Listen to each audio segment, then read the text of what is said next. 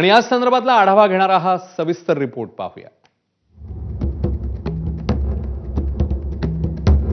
उच्च न्यायालयाच्या आदेशानुसार मुंबई महापालिकेनं कबूतरखाने बंद केले। मात्र आता त्याला पर्याय म्हणून एका जैन रहिवाशानं नवी शक्कल शोधून काढली आहे, ज्यामुळे पुन्हा आधीच्याच गोष्टींची री गिरवली जाईल।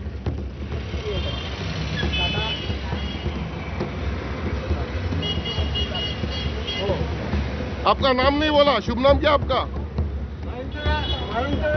या चारचाकी गाडीवर असा ट्रे लावून यामध्ये कबुतरांना खाण्यासाठी दाणे टाकण्याची आगाऊ शक्कल या व्यक्तीनं लढवली आहे। महेंद्र संकलेचा असं या व्यक्तीचं नाव आहे। लालबागचा राहणारा हा रहिवासी सध्या कबुतरांना आपल्या गाडीवर लावलेल्या ट्रे मध्ये खाणं टाकतोय। आणखी अशा 12 गाड्या येणार असल्याची धमकीही त्यानं देऊन टाकली आहे।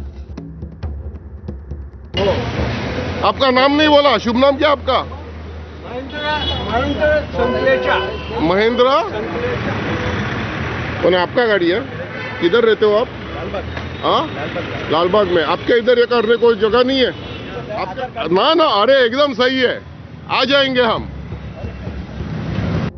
मुंबई उच्च न्यायालयाच्या निर्देशानुसार कबुतरांना खायला टाकणाऱ्यांवर कारवाई केली जाते, तर मुंबईतले 51 कबूतरखाने तात्काळ बंद करण्याची घोषणा बीएमसीनं केली आहे। दादरमधला कबूतरखाना ताडपत्री टाकून बंद केल्यानंतर जैन धर्मीयांनी तिथं आंदोलन करून ताडपत्री काढून टाकायचा प्रयत्न केला होता। दरम्यान मुख्यमंत्र्यांनी याबाबत काही तोडगा काढता येईल का यासाठी बैठकही बोलावली होती। मात्र सध्या न्यायालयाचे आदेश येईपर्यंत कबूतरखाने बंदच राहतील असा निर्णय आहे। मुंबईतील एकूण 51 कबूतरखाने बंद करण्याचे आदेश देण्यात आलेत। मुंबईमध्ये वॉर्ड ए पासून ते वॉर्ड टी पर्यंत एकूण 44 कबूतरखाने आहेत। मालाड भागात वॉर्ड पी पूर्व इथे 5 कबूतरखाने आहेत। मालाड वॉर्ड पी पश्चिम भागात 5 कबूतरखाने आहेत। वॉर्ड के पश्चिम मध्ये 4 कबूतरखाने आहेत। डी वॉर्ड मध्ये गिरगाव चौपाटी आणि आजूबाजूच्या परिसरात 4 कबूतरखाने आहेत। वॉर्ड जी दक्षिण या भागात 3 कबूतरखाने आहेत। विलेपार्ले अंधेरी वॉर्ड के पूर्व इथे 3 कबूतरखाने आहेत।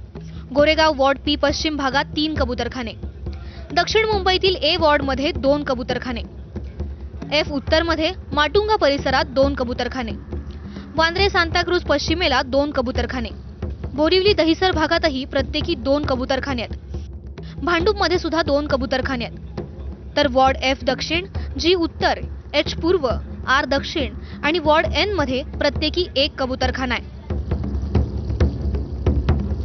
13 जुलै पासून ते 3 ऑगस्ट पर्यंत पालिकेनं आतापर्यंत एकूण 44 कबूतरखान्यांच्या प्रकरणी 142 केसेस दाखल केल्या आहेत। या सगळ्यांमधून 68,700 रुपये दंडही वसूल करण्यात आलाय। सगळ्यात जास्त दंड हा दादर पश्चिम इथल्या कबूतरखान्याच्या ठिकाणावरून गोळा झालाय। 51 जणांकडून 22,200 रुपये वसूल करण्यात आलेत।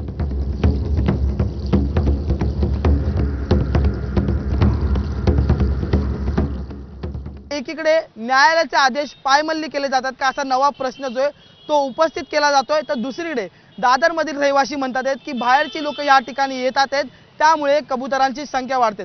त्यामुळे आता 13 ऑगस्टला होणाऱ्या सुनावणीत नेमकं काय समोर येणार हे पाहणं तितकंच महत्त्वाचं ठरणार आहे। व्हिडिओ जर्नलिस्ट अरविंद वारगेसह मी अजय माने, एबीपी माझा, मुंबई। आता बातमी राजकीय वर्तुळामधनं।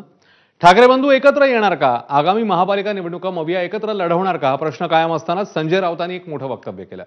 मुंबईत ठाकरे बंधू एकत्र निवडणूक लढवतील